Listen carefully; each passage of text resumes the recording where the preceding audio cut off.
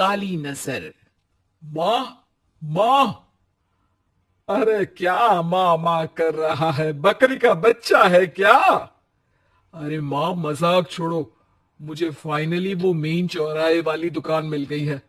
अब देखना, आपका बेटा दुगनी स्पीड से पैसा कमाएगा।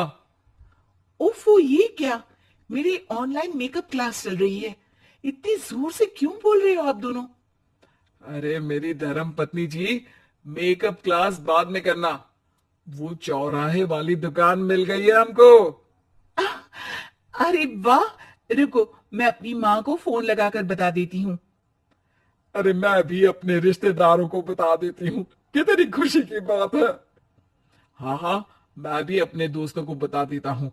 एक हफ्ते बाद रजिस्ट्री है। बस, घर में खुशी का मौका था। उन तीनों ने अपने अपने फोन उठाए और लोगों में बात फैलाना शुरू कर दिया।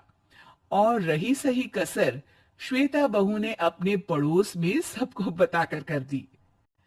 अरे वर्मा आंटी, अब हम भी जल्दी कार ले लेंगे। घर का रेनोवेशन होगा और ठाट से रहेंगे हम भी। अरे, ऐसा क्या हुआ? लॉटरी बॉटरी लग गई है क्या?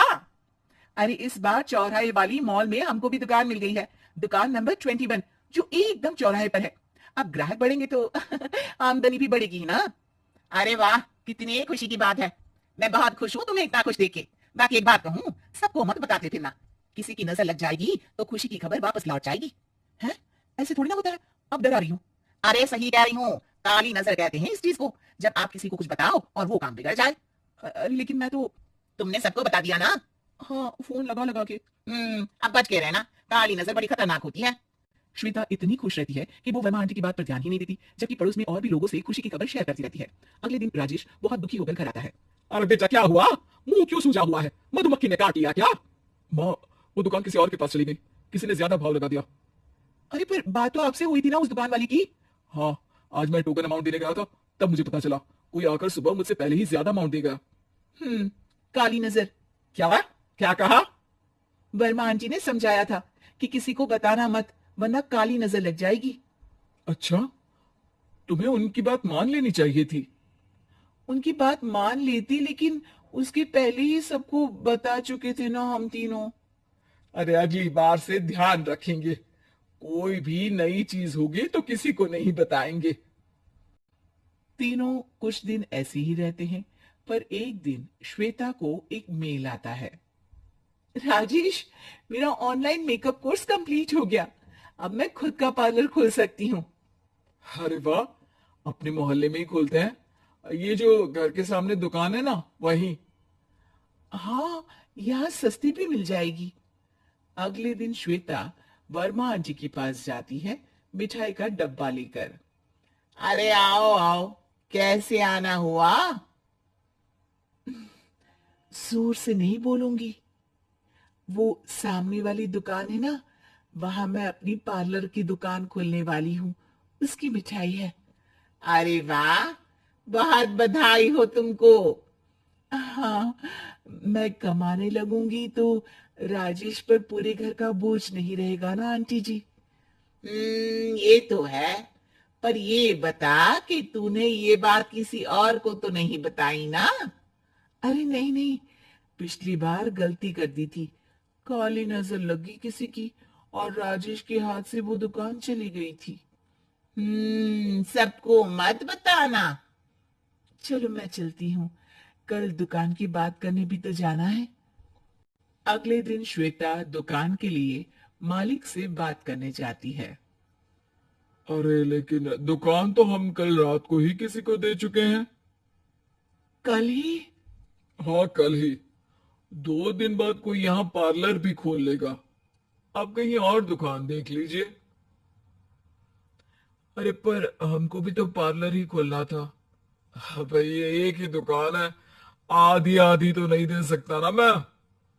राजेश और श्वेता घर पर हताश होकर आ जाते हैं। इस बार तो किसी को बताया भी नहीं था। अब किसकी काली नजर लग सकती है? सुनो, तुमने माँ को बताया था क्या? अरे कैसी बात कर रही हो? माँ की नजर थोड़ी ना लगेगी। पक्का तुमने किसी को नहीं बताया था ना? सिर्फ वर्मा आंटी को बताया था। उन्होंने ही मुझे किसी को नहीं बताने को कहा। अरे यार, तुम भी सही हो। मेरी माँ को नहीं बताने को कह रही हो, पर वर्मा आंटी को बताना तुम्हें जरूरी लगा। अरे वर्मा आंटी ने ही तो काली नजर के बारे में बताया था ना।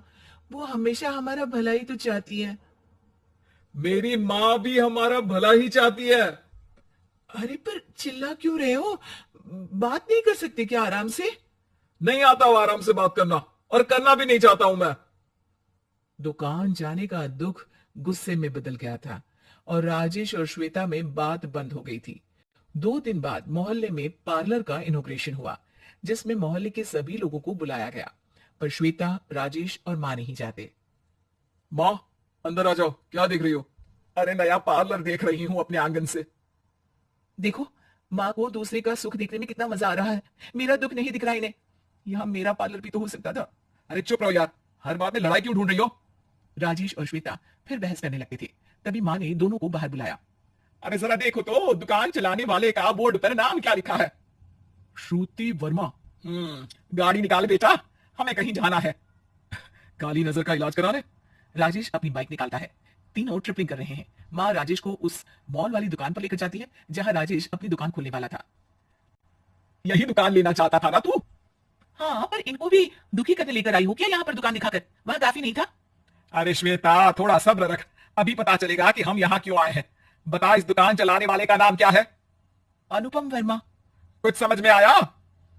वो दुकान वाली श्रुति वर्मा, ये दुकान वाला अनुपम वर्मा, और हमारे पड़ोस में हमने उस दुकानों के बारे में बताया किसको था? अब वर्मा आंटी को। मतलब वर्मा आंटी ही हमारा काम बिगाड़ रही है? नहीं नहीं, ऐसा नहीं हो सकता। ये बस इत्तेफाक है।